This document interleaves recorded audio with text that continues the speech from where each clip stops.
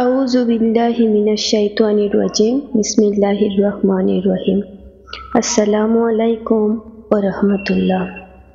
আল্লাহর পক্ষ থেকে সন্তান বাবা মায়ের জন্য বিশেষ অনুগ্রহ। একজন পুরুষ ও নারীর মধ্যে বাবা মায়ের দায়িত্ব তৈরি করে। গাছগাছালি যেমন ফলমূল থাকে, সন্তান তেমনি মানব জীবনের ফল ফসল ও সৌন্দর্য। আল্লাহ তাআলা বলেন, সম্পদ ও সন্তান সন্ততি পার্থিব জীবনের শোভা। সূরা কাহাফ আয়াত ৪৬। আবার কাউকে সন্তান দিয়ে কিছুদিন পরই ফিরিয়ে নেন। সবই মহান আল্লাহর ইচ্ছাধীন। শত কষ্টের পর আশার বাতি হয়ে আসা সন্তানের কিছুদিনের মধ্যে চলে যাওয়া একজন বাবা মায়ের জন্য সীমাহীন কষ্টের বিষয়।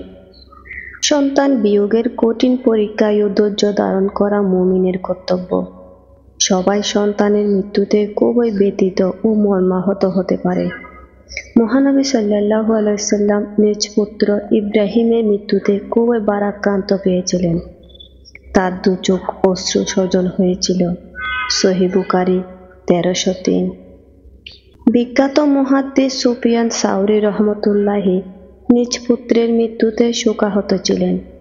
এমন সময় এক লোক তার কাছে জানতে চান, শাইখ, পুত্রের ইন্তেকালে আপনি কতটা মর্মাহত?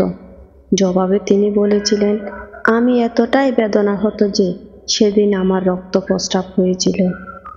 মুআজ বিন জাবাল রাদিয়াল্লাহু তাআলা থেকে বর্ণিত, রাসূল সাল্লাল্লাহু আলাইহি সাল্লাম বলেছেন, কোনো মুসলিমের অর্থাৎ মা বাবার ৩টি সন্তান মারা যাবে, আল্লাহ তাদেরকে নিজের রহমতে জান্নাতে প্রবেশ করাবেন। সাহাবীরা বললেন, হে আল্লাহর রাসূল, দুজন মারা গেলেও কি এমন প্রতিদান পাবে? তিনি বললেন, হ্যাঁ, দুজন মারা গেলেও। এবার সাহাবীরা আবার বললেন, একজন মারা গেলেও কি এমন প্রতিদান পাবে? তিনি বললেন, হ্যাঁ, একজন মারা গেলেও। অতঃপর রাসূল সাল্লাল্লাহু আলাইহি সাল্লাম বলেন, যার হাতে আমার জীবন, তার শপথ করে বলছি, যদি কোনো নারীর গর্ভপাত হয় এবং ওই মা ধৈর্য ধরে ও সওয়াবের আশা করে, তাহলে সন্তান ও তার নারী ধরে টেনে তাকে জান্নাতে নিয়ে যাবে। প্রাপ্তবয়স্ক হওয়ার আগেই যারা মারা গেছে, অর্থাৎ যারা অকাল মৃত, শেষ বিচার দিন বাবা মায়ের সুপারিশের জন্য সেই সব শিশুরাও থাকবে। এই প্রসঙ্গে রাসূল সাল্লাল্লাহু আলাইহি সাল্লাম বলেছেন, বিচার দিবসে আল্লাহ এইসব শিশুদের বলবেন, তোমরা সবাই জান্নাতে প্রবেশ করো।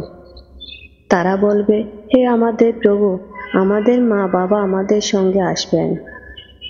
আল্লাহ বলবেন, এইসব শিশুরা কেন দ্বিধাগ্রস্ত? কেন তারা জান্নাতে যেতে দ্বিধা করছে? তখন এইসব শিশুরা মা বাবাকেও তাদের সঙ্গে জান্নাতে নিয়ে যাওয়ার জন্য আবদার করবে। তখন আল্লাহ বলবেন, তাদের মা বাবাকেও জান্নাতে নাও।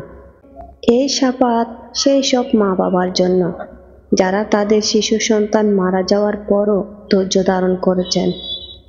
অনিচ্ছাকৃত গর্ভপাত হওয়া ভ্রূণের জন্যও তা প্রযোজ্য।